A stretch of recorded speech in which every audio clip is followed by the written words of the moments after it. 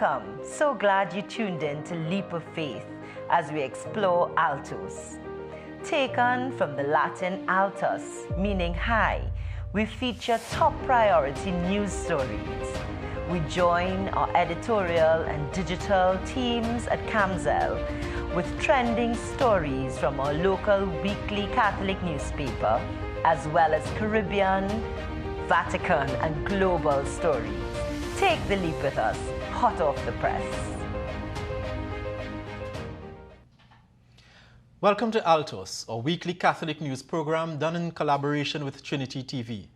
We do have a special program lined up today with a very, very important guest.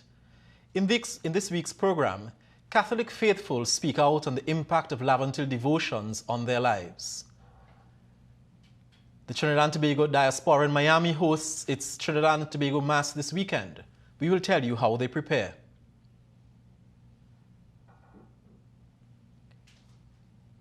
And the new academic year at the seminary opens. And later, we speak with Archbishop Charles Jason Gordon about changes in the church and the state of Trinidad and Tobago as we prepare for another significant national day. Now for our top story. The 2023 series of devotions at the National Marian Shrine in Laventille comes to an end in October. For many, attendance at Laventille devotions is a life-changing experience. Catholic News reporter Kaylin Jordan and videographer Andre Burton were at the Laventille Shrine on September 10th and spoke with some of the faithful. Faith and community converge at the breathtaking Our Lady of Fatima Shrine. Nestled in the heart of Laventille, Our Lady stands as a beacon of hope and spirituality for locals and pilgrims alike. But there's more to this sacred space than meets the eye. It's a place that comes alive with an annual tradition that's deeply ingrained in the fabric of this community, the Laventille devotions. This cherished event gathers people from all walks of life, all bound together by their profound faith in Our Lady. They offer a type of welcoming vibration and frequency that when you are participating in the Mass itself, or basically just a devotion as you see, you are welcomed with open arms. As a child, my mother brought all of us, her 6 children, to attend the Fatima devotion. It became a passion for me. I always sat and looked at the sky to see a miracle. I wanted to see that dancing sun. I wanted to see when the rain would fall and I would dry out. And as I grew older, I decided that this will be something I will do. I can't afford to go to Fatima, but this is my Fatima. I am committed to Laventille devotions because of my mother. She always used to encourage my family and I to go and do Laventille devotions every Sunday. And I am committed now, as she has passed, to continue going and fulfill this commitment. My school, I am the principal of Our Lady of Laventille Altos School, so devotion to Mary is part of our school and in our lives. Through our school, we see miracles in our school through our devotions to Mary. It certainly exposed me to things like benediction. It moves you closer to Jesus, for sure. And well, it had different priests here over the time I've been here. You know, all of them have their different styles. It's like Father Nattersing, the previous priest, he was a lot for evangelizing and those things, and reading your Bible and learning your faith. So he for sure pushed me to do those things. I just get to know God more personally and to let others know that there's a God that exists and that you have to spread the word and, try to aim for the best. The final Laventille devotions for 2023 will be held on Sunday, October 15th, and we encourage as many persons as possible to attend. The recently restored Our Lady of Montserrat Roman Catholic Church in Tortuga held a fundraising harvest on September 10th. Prior to the harvest, the statue of Our Lady of Montserrat was taken on a procession from the church through the nearby streets.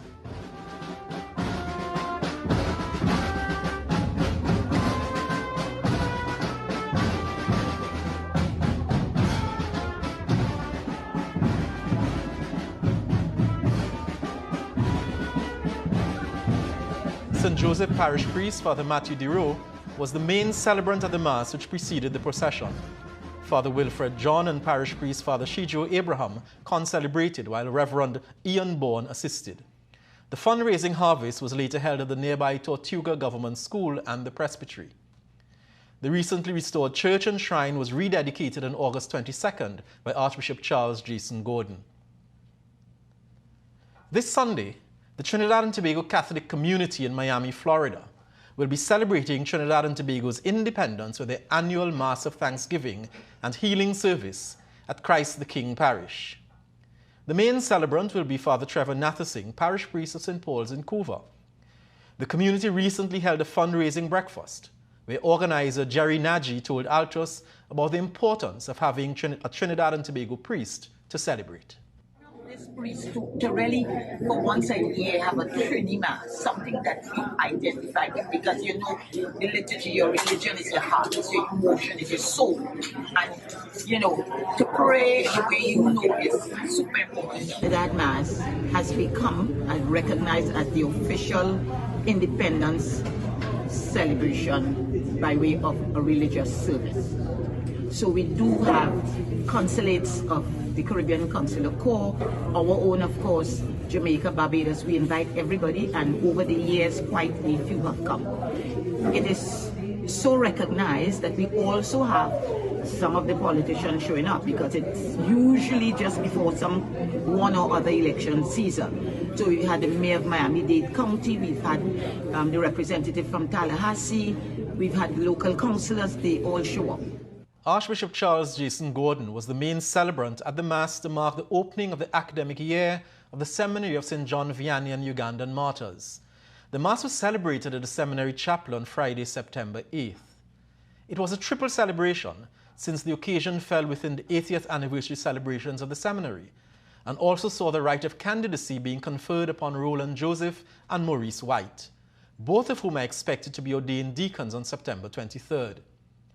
Joseph will be ordained to the permanent diaconate as a married man, while White will be ordained to the transitional diaconate before his eventual ordination to the priesthood. Family, friends, benefactors, staff, formators, lecturers, and well-wishers attended the event. His Grace Archbishop Gordon used the occasion to make public some of the changes that had happened over the year. Father Jason Boson was announced as a new rector, with Monsignor Cuthbert Alexander, the new vice-rector. Father Alan Hall was announced as a new director of the aspirancy program, replacing Father Matthew DeRoe. Tokens of appreciation were handed out to Susan Cumin, Norma St. Rose, and Monsignor Alexander for their long-standing and generous service to the seminary community. You can read much more about this event in this Sunday's edition of the Catholic News. It's time for a short break now, and when we return, we speak with Archbishop Charles Jason Gordon. And as we head to take our break, take a look at this week's trivia question. In what year was the season of creation first celebrated by the Roman Catholic Church?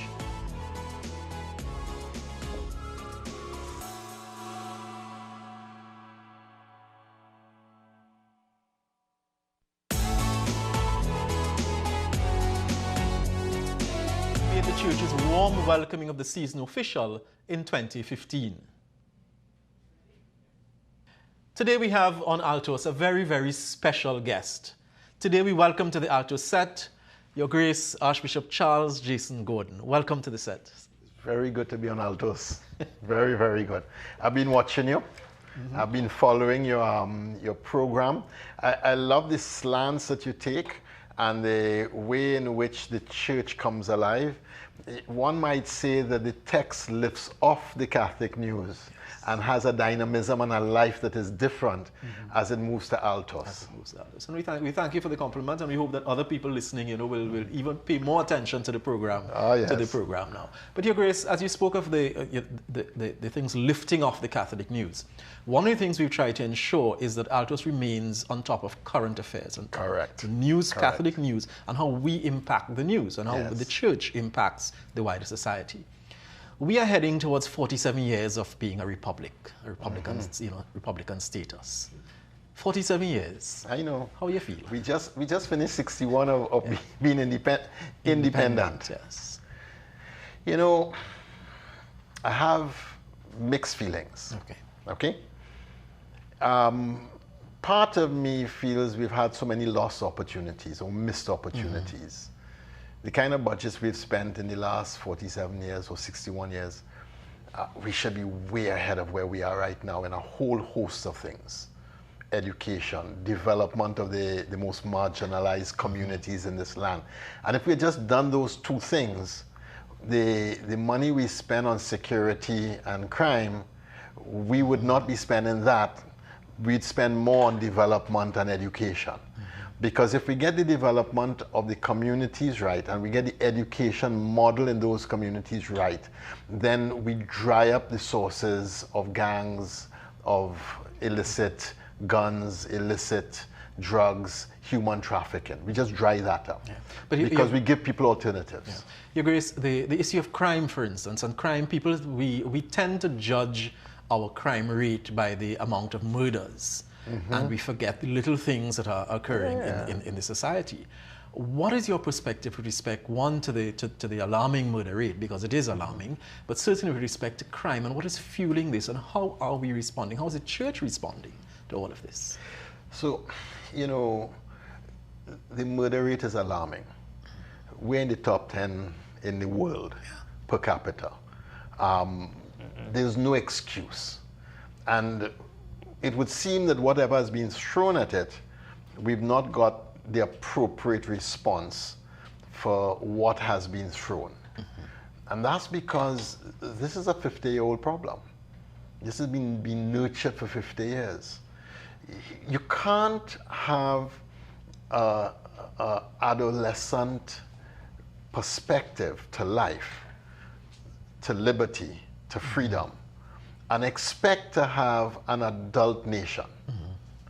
And I think at the very heart, we have an understanding of freedom and liberty in Trinidad that is not good. In fact, I think it is dangerous to the long-term well-being of the country. Amplify that for me. What is this that you're talking about? If you take the National Festival, I think is one of the most brilliant things we have. It's second to none in 100 different ways. The elements of the festival that show you what national development should be like. If I take the steel band, that's where national development should pull its model from.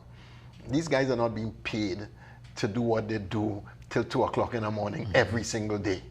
And they go after excellence. They are a team together. Each one helps one. No one allows somebody to fudge the notes if they're not getting it right. They will stop them in the break and say, no, come, let's do this together. You didn't get that note right. And drill until they get it right, one-on-one, not just a ranger to the band, but each person is taking personal responsibility for excellence at every part of the band.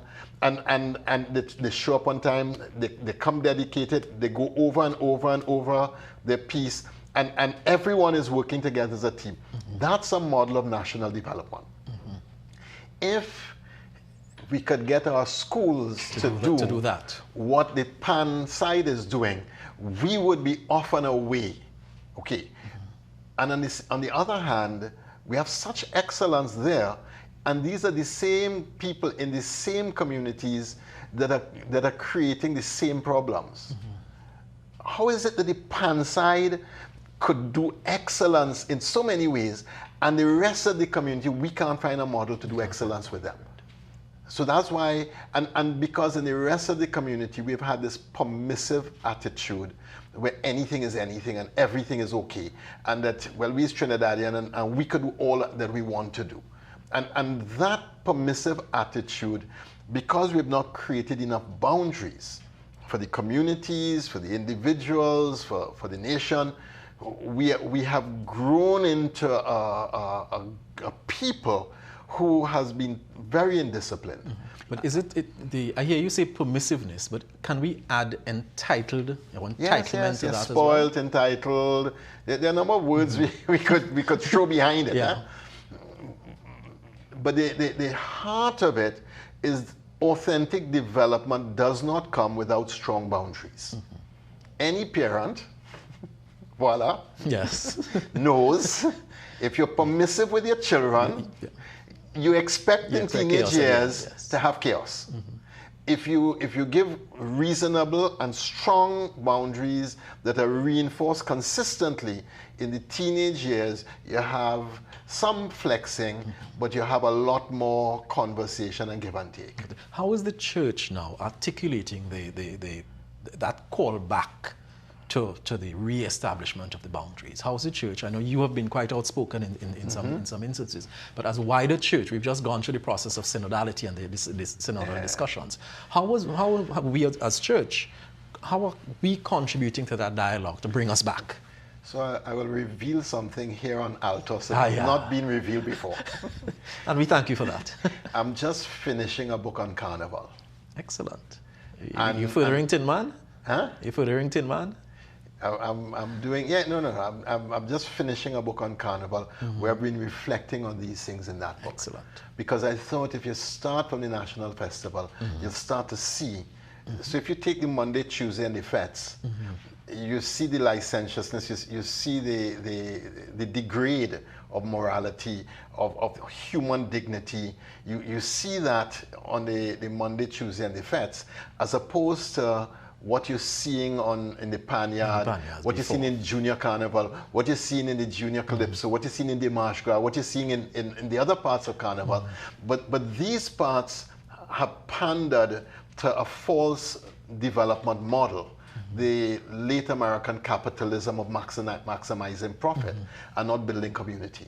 And therefore it's gone in a particular way, as opposed to these others that are really community oriented. There's an inner dynamism and it's about development of people.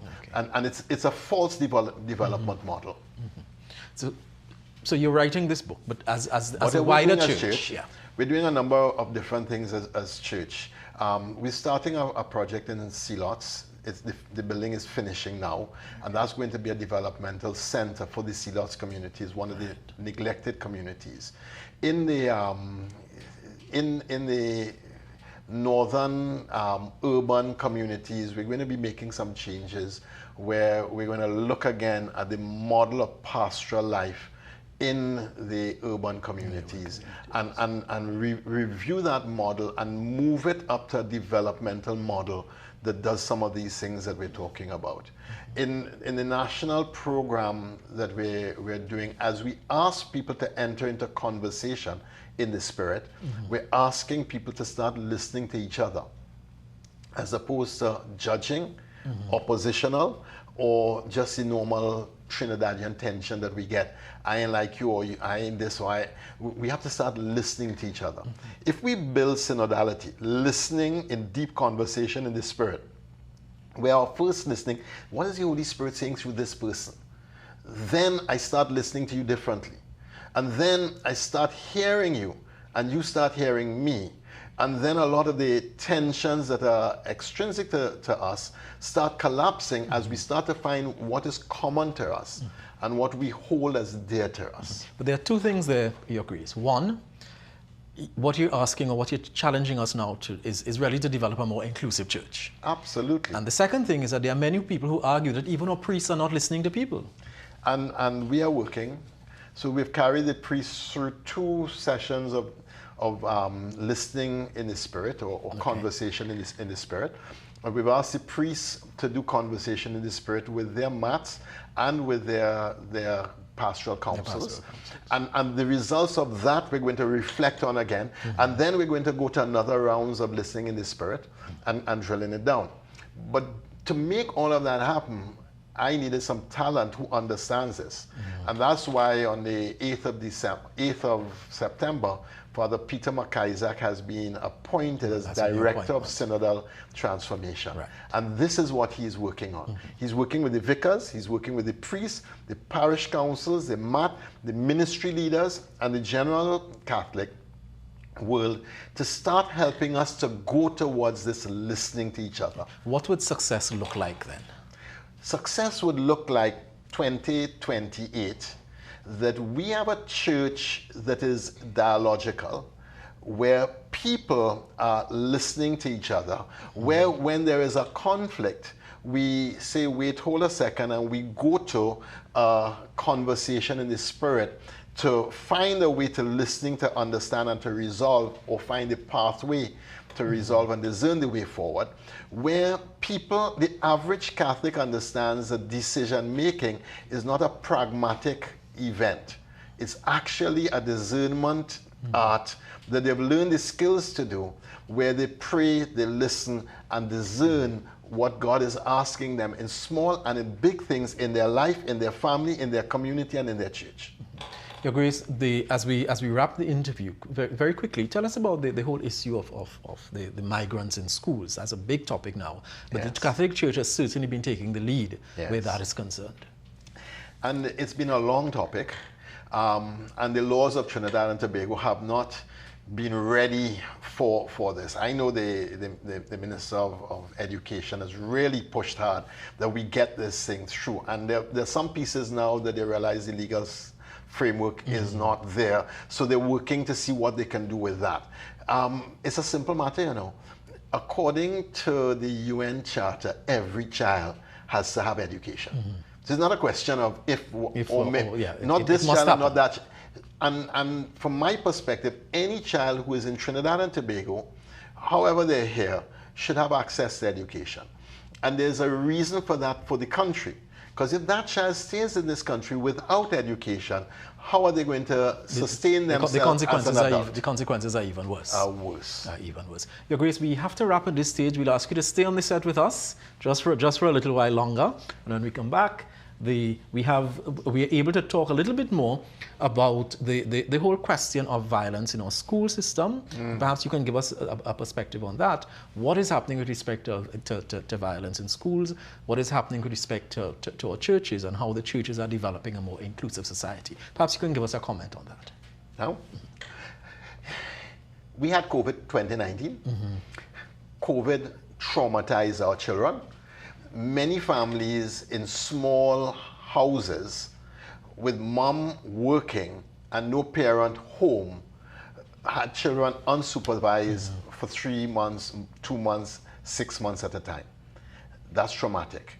Online learning worked in a middle class environment where mom or grandmom was at home to coach the child to be attentive, to turn up and to do what the child was needed to do. I'll give you one example. One young man, when I was speaking to him post-COVID, in one of the schools that had violence that I went to visit, I said, tell me about home. He said, home real dread. I said, why is it? What happened? He said, well, my father's an alcoholic and he does beat me. When a child has been traumatized and he comes back, the first thing we should have done is re-socialize. The second thing that we should have done is trauma intervention. The third thing we should have done is renormalize what post-COVID looks like for children. And as we do that, we come to there's a very thorny issue that has emerged with respect to the children in our children's homes. Because we're talking about that kind of socialization for children who are living with their parents, but then we had the issue of the children within the children's home. I know that you appointed a committee to examine what is happening within our own Catholic institutions. Any update on that? Yes, the committee gave us their reports, and we were able to find a way to each of the homes got feedback on what they needed to do to upgrade. You would know that all of our homes now have been registered by the government. All have passed the thing. We've worked with the homes to make sure that the standards go up, and we're working with them in training to ensure that we keep high and consistent standards. Keep on consistent standards. Your Grace, thanks very much. We will continue the interview a little later on, but now we come back to the program. In our Catholic news this week, we have the promotion of the Catholic news, and we have, in order to take us through, we have Simone Delochan, the associate editor of Catholic News, to just share brief insights on what's in the Catholic news this week. Simone? In this week's issue of the Catholic News, read about the intervention of the Trinidad and Tobago Police Service in Rose Hill RC after the trauma the children experienced in the exchange of gunfire between rival gangs, as seen in a video that went viral. On page 10, Sharice Alexander talks to journalist Kaylan Jordan about the challenges she faces as she lives with a rare disease, plexiform neurofibroma. On page 24, the Archbishop outlines a new synodal structure and introduces the role of the Director for Synodal Transformation.